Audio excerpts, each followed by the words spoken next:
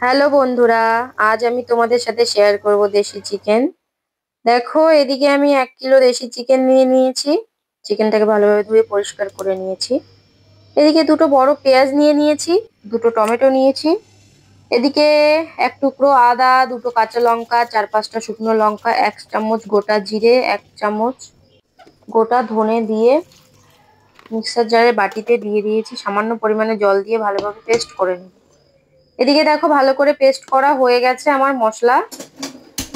ওদিকে আমি গ্যাসে একটা কড়াই আগে থেকে বসিয়ে রেখেছিলাম। কড়াইটা গরম হয়ে গেছে, তাতে আমি সর্ষের তেল দিয়ে দিচ্ছি।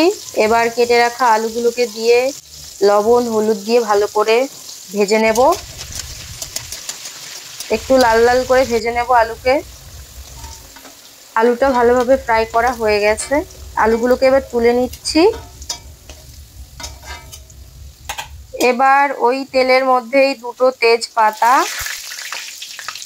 দুটো শুকনো লঙ্কা, 1 চামচ গোটা জিরে দিয়ে একটু লাল লাল করে ভালো করে ভেজে নিয়ে কেটে রাখা পেঁয়াজের টুকরোগুলোকে তেলের মধ্যে দিয়ে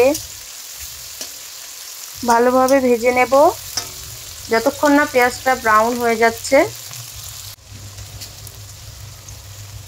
আমি 1 চামচ চিনি ব্যবহার করছি কালারের জন্য, যাতে স্বাদটার পরিমাণও ঠিক থাকে।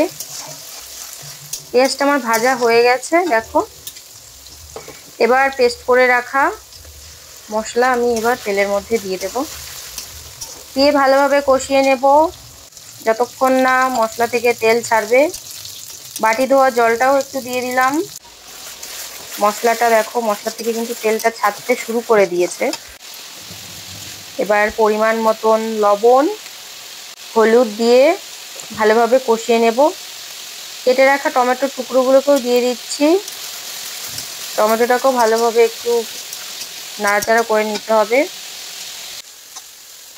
নেয়ার পরে তার 5 মিনিট পরে আমি ধুয়ে রাখা মাংসটাকে এবার মশলাতে দিয়ে মশলাটা ভালোভাবে কষিয়ে নেব। মাংসটা যত কষানো হবে তত কিন্তু মাংসের টেস্টটা দ্বিগুণ হবে। মাংসটা আমি একটু ঢেকে ঢেকে কষাবো, কারণ দেশি চিকেন তো একটু লেট হবে, ওই জন্য ঢেকে ঢেকে আমি কষাবো। তো তোমরা কে কিভাবে মাংসটা করো দেশি চিকেন, প্লিজ কমেন্টে জানিও। এদিকে দেখো, মাংসটা প্রায় আমার কষে এসেছে, তেলও ছেড়ে দিয়েছে মাংস থেকে। কালারটা কত সুন্দর এসেছে, গন্ধটাও দারুণ ছেড়েছে, খেতেও কিন্তু খুব সুন্দর হয়েছিল। মাংসটা যত কষানো হবে তত কিন্তু টেস্ট হবে। তাই মাংসটা প্রায় আমার কষেই গেছে, আমি ভালো করে একটু নেড়ে নিচ্ছি। দেখে বুঝতেই পারছো কত সুন্দর হয়েছে মাংসটা, কষানোটাও খুব সুন্দর হয়েছে।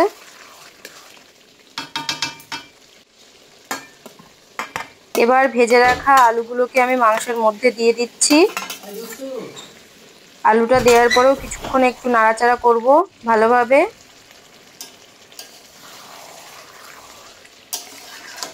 ভালো করে নাড়াচাড়া করে নিচ্ছি।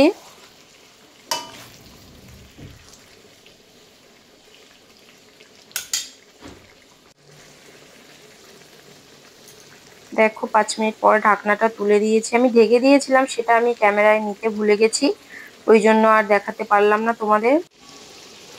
মাংসটা আমার অলমোস্ট হয়েই এসেছে। এবার কিছুটা পরিমাণে জল দিয়ে মাংসটা ভালোভাবে সেদ্ধ করে নেব।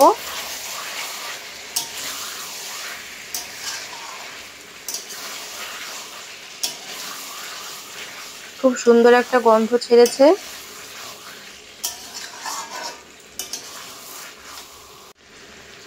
দুটো কাঁচা লঙ্কা চেরা দিয়ে দিচ্ছি। এবার আমি নর্মাল টেম্পারেচারে রাখা জলই ব্যবহার করছি, তোমরা চাইলে গরম জলেও দিতে পারো। আমি গরম জল দিইনি, আমি ঠান্ডা জলই ব্যবহার করলাম।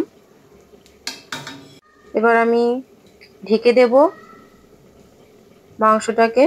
লো টু মিডিয়াম আঁচে আমি রান্নাটা করব। ঝোলটা ফুটে উঠেছে, দেখো কালারটা কত সুন্দর এসেছে। এবার আমি কিছুক্ষণ ঢেকে দিচ্ছি। ঢাকনাটা তুলে নিয়েছি, ভালোভাবে নেড়ে নিচ্ছি। তো তোমাদের যদি রেসিপিটা ভালো লেগে থাকে বন্ধুরা, প্লিজ আমার পাশে থেকো।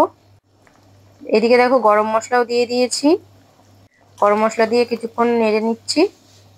কিছুক্ষণ ঢেকে রাখার পরে আমি নামিয়ে নেব। মাংসটা কিন্তু আমার হয়ে গেছে। তোমাদের যদি রেসিপিটা ভালো লেগে থাকে তাহলে আমার পাশে থেকো বন্ধুরা। সবাই ভালো থেকো, সুস্থ থেকো, টাটা।